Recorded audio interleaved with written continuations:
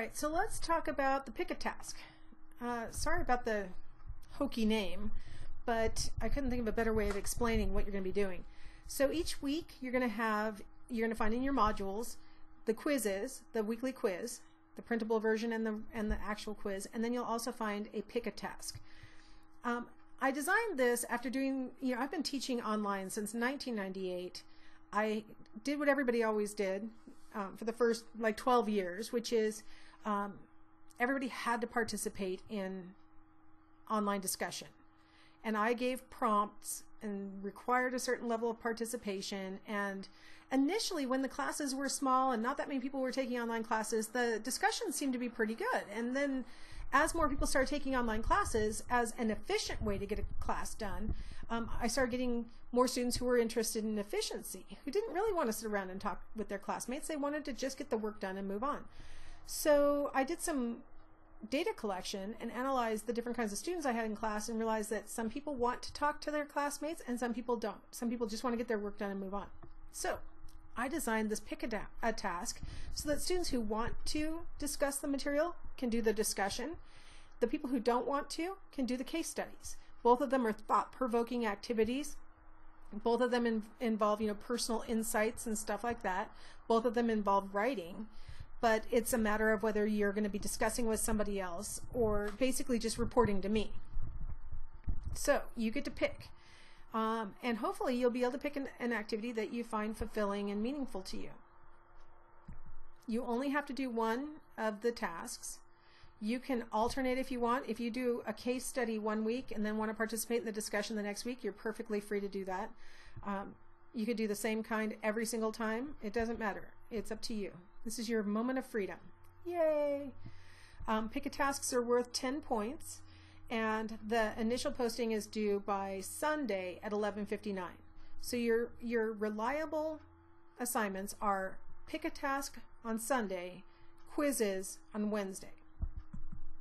Okay, there are absolutely no makeups on Pick a Task assignments. These are time-sensitive assignments. They must occur during the time that they're assigned to be done. So in my world, our class goes from each week, starts on Thursday and ends on Wednesday. So in my world, you start with a week on Thursday, you start thinking about stuff, you start doing the work, and then you have your first assignment pertaining to that week due on Sunday. Your final assignment pertaining to that week is due on Wednesday, which is the quiz. So Pick a Tasks are due on Sunday. All right, so we'll start with the case study. You'll find an assignment tool link for the case studies in each of your weekly modules. So let me just show you where that is. So see, you have week 1, Pick a Task. You're going to pick one. Either week 1, which is the case study, or week 1 discussion, which is the discussion area.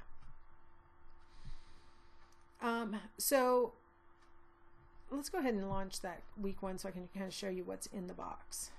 Actually, am I in student view or not? It appears I'm not. Okay, so hold on a second. Let's get into student view while we do this because it'll look different otherwise. Okay.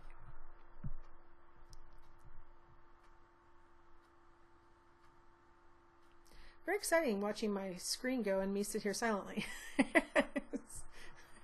Very exciting. All right, now back to the modules. All right.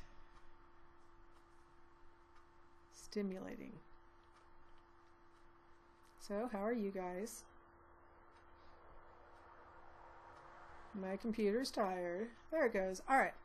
So, back to what I started to do before, which is click on the week 1 case study. Okay. Now this is an assignment box. You can tell by this little paper with the A on it. Actually, I think it says A+. That's optimistic of the system to assume you're going to get an A+, right? All right, so you'll find this little assignment area, and it tells you when it's due up here at the top, right? Tells you how many points it's worth, how you can submit it either in a text entry box, a website URL, or a file upload, what file types it will accept, and then here are your choices. Okay, so now I told you what chapter they come out of, mostly because I want you to focus. Now this week we're only covering chapter 1, so conveniently everything's coming out of chapter 1, but later on when we get to week 3, we'll start doing 2 chapters in 1 week. And so I still have broken them down by chapter just so that you're oriented to what these topics pertain to, but you're not limited. When we start having 2 chapters in a week, you don't have to pick one from each chapter. You can pick any 2 case studies that you want. So each week you are completely free to pick any of the case studies that are on the list without regard for the chapter. You're going to have to do 2. In week 1 we only have 4 to pick from. So you're going to have to pick half of these. And each of the case studies has, some additional reading that they want you to read, or videos that they want you to look at, things like that. And then there are questions. And so you're going to submit to me your answers to these questions, both case studies in one submission, just to make my life a lot easier. So when you're ready and you've answered 2 of the case studies, and answer them fully.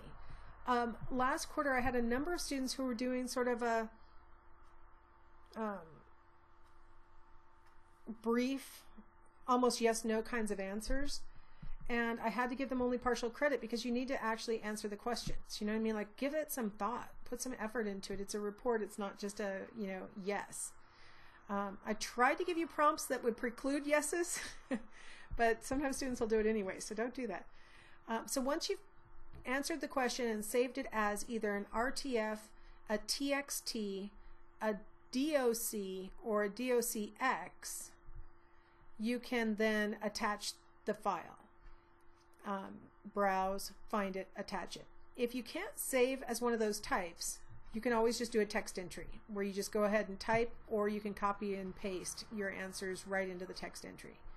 In case you happen to want to give me a link, you can click here to give me a link. If you want to show me a website, you can put it there also. But you don't need to do those things. I just put that there so I wouldn't limit your options. But I'm hoping that you guys will mostly do file uploads or text entries, nice and simple. Please, please, please do not use this comments box. When you do a comment, it gets sent to my inbox and confuses me significantly. Just go ahead and post your answer and hit submit. Click this box and then hit submit. And then you're done. I don't need any modifying comments or anything like that. So every week, if you pick the case study option, you'll get to pick 2 from the list. From any chapter that's on the list, you can pick any 2, and then attach your answer, or go ahead and paste it in the box, which I've given you instructions for that too. Now there are a lot of hyperlinks in those assignments, and I put all of those in there in June. It is currently September, so there's a possibility some of them don't work anymore. So if you find a dead link, you can find another case study, or you could do a web search to find a different website that would give you the same information. But either way, please let me know that you came across a dead link so I can try and find something else for next quarter. Okay, so that's the case study option. If you want to do that, that's how you do it. Your other alternative on the Pick a Task is to do the discussion. And the big difference between my discussions now and what I used to do in discussions is that I'm not giving you prompts. You can talk about whatever has inspired you in the reading. If you've watched the Seasons of Life video, or the whatever videos were assigned for the week. If you saw something on the news, or read something, or saw something on the internet, whatever has prompted you that's related to what we're covering that week, you are welcome to discuss and introduce as a topic for your classmates. So I'm trying not to limit you. So I'm going to click on the week 1 discussion.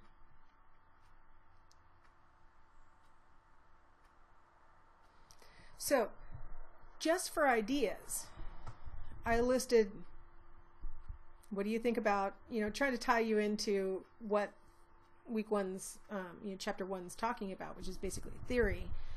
But you'll notice that's not a prompt. That's just sort of like, I'm trying to get you to think. Those aren't prompts. Those are just ideas. There are questions in your textbook that are questions to ponder. You can use those as launching off points, whatever you need for inspiration is fine. You'll notice about week 5 I stopped giving you these ideas for topics of conversation because I figure that you've got the system down and you can think of your own ideas. So I don't even give you like basic ideas anymore by about week 5. If you do a discussion, when you're posting your initial post, you do it as a reply. If you've never worked in Canvas before, this is kind of a weird way to organize a discussion, but post it as a reply, your initial post. Once somebody else has a post in here and you're going to make a reply to their post, you're making your comment, you'll click on their posting and then another reply button will appear under their post, and that's how you make your comment. So it's kind of a little confusing, but you'll get used to it if you're doing the discussions. So your initial post with your idea, your topic, you know, your reaction to the topics that we're covering, that's due by Sunday night at 11:59 p.m.